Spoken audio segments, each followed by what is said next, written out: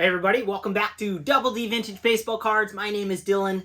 My last episode, I need to apologize that it ended abruptly. My phone is completely full. I have like no storage, so every time I do a video, I have to delete the last one after I upload it. And then my YouTube space is getting out of control. I didn't realize that all saves on your phone. I don't know what to do really. It's like and you know I make like hour-long videos. Last time I filmed for another 10 minutes. Showed the when I went to show the album, that's when I realized it was off. And it was full. So I was talking for another 10 minutes before I started showing the album. So with all that said, I'm gonna take you guys in a dive into my 1960 Topps album, like I was promising you guys.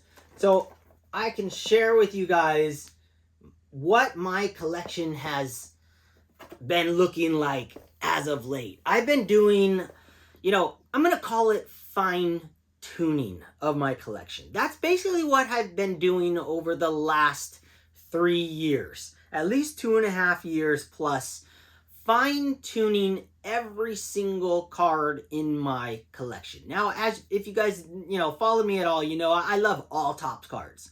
I'm trying to find the greatest looking example in the lowest grade I can possibly find for each card.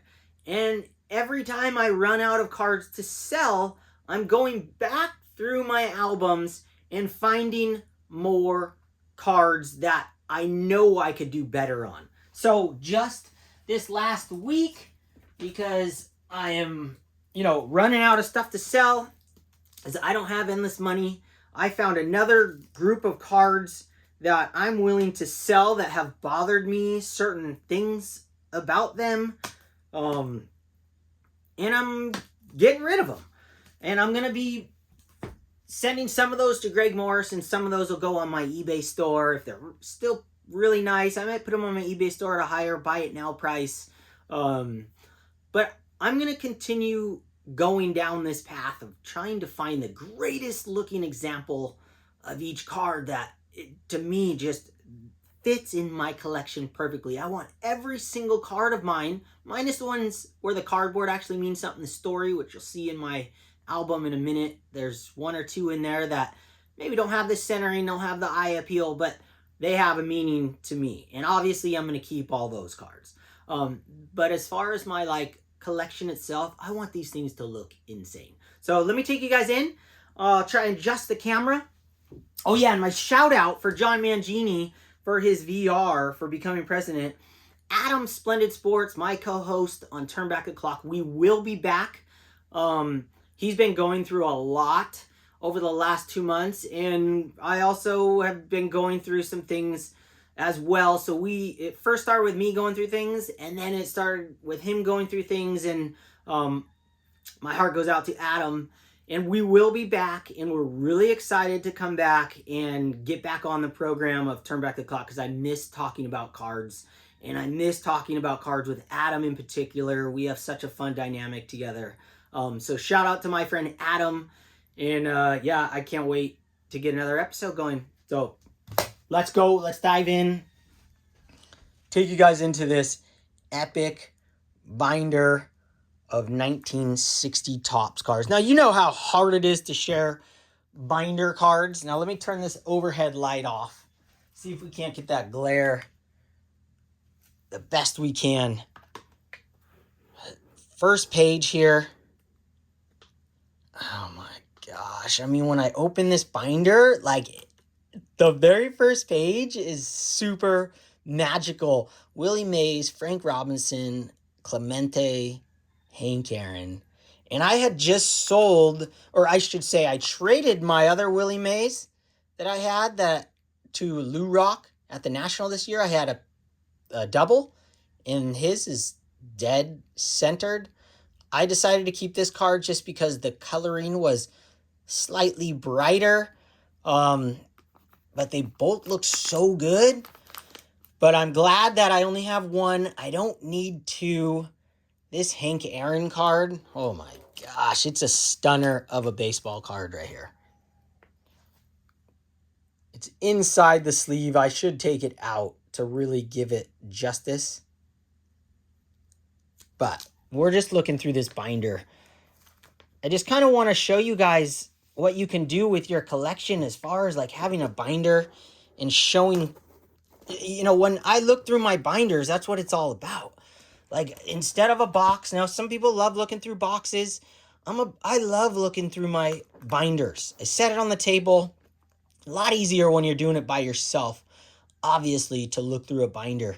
When it's flat on the table and everything. And there's nothing like these. And these are the Ultra Pros, just the cheap ones, and you can slide them in there. Yeah, they'll slide out if you're holding it at a weird angle, but you're looking at them yourself. I've never lost any cards doing this. This Dan Musial, I bought this at the Golden West swap meet, and it was in a huge giant, I bought a giant collection, well, not a giant collection. I spent like $100 on this, boxes and boxes of cards, and I got a bunch of 1960 Topps cards, and that was in there. So that piece of cardboard means something to me. I upgraded this one. I have a bunch of other Hall of Famers I didn't upgrade, but that one looked pretty nice. Overall eye appeals, so that thing will be with me forever. Shout out to John 3D 80s Kid, Eddie Matthews, 1960 Topps card. He loves this card, and I agree. It's one of the most beautiful cards in the entire set. I have an infatuation with the Sandy Koufax as well. Always have had that card my whole life. I had it in a 6 before this whole purge. And my 6 was way off-centered and the color wasn't great. Found that one at the National in a trade, sitting on the floor. Traded some Ohtani base rookies for that card. I think we valued this at like $80. This thing is an absolute stunner. I like unbelievably good-looking card. Sharp corners and everything. Roger Maris. Love that card. That's from Adam Vintage Sanctuary. I bought that from him.